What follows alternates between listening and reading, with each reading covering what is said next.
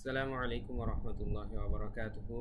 প্রিয় শিক্ষার্থীবৃন্দ, আগের ক্লাসে আমরা দেখিয়েছি, আগের ভিডিওতে আমরা দেখিয়েছি কিভাবে আমরা আবার করো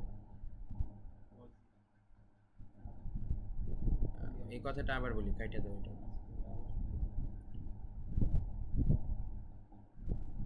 আসসালামু আলাইকুম ওয়া রাহমাতুল্লাহি ওয়া বারাকাতুহু। প্রিয় শিক্ষার্থীবৃন্দ, আগের ভিডিওতে আমরা দেখিয়েছিলাম আরবি 29টি হরফের সাথে আরবি কোথায় আটকে যাচ্ছে না, এটা একটু না বললে এটা বুঝতে অসুবিধা হবে।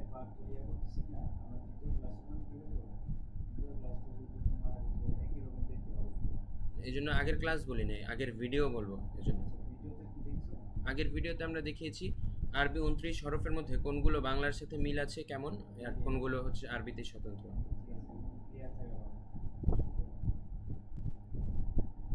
আসসালামু আলাইকুম ওয়া রাহমাতুল্লাহি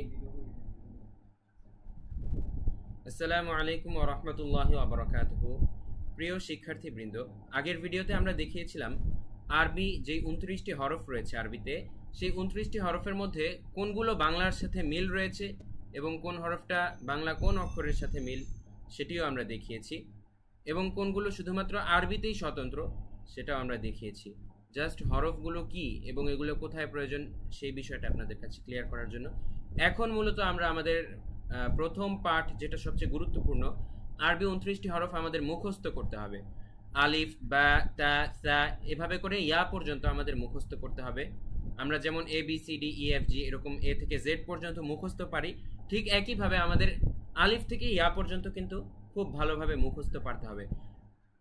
খুবই গুরুত্বপূর্ণ বিষয়, দুইভাবে এটা আমাদের কিন্তু মনে রাখতে হবে, জেনে রাখবেন।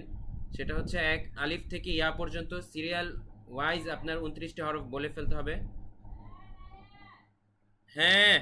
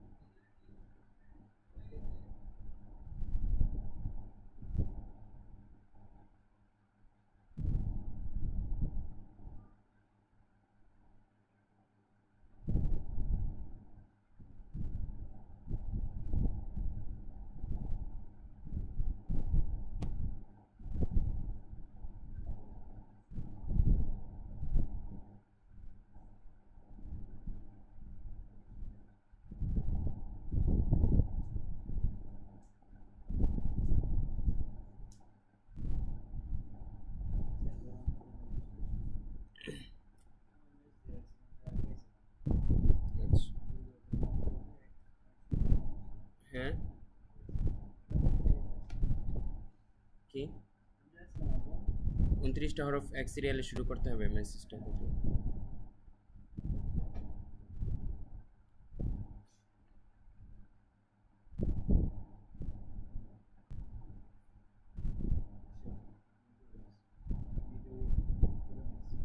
হুম, আবার করবো শুরুর থেকে?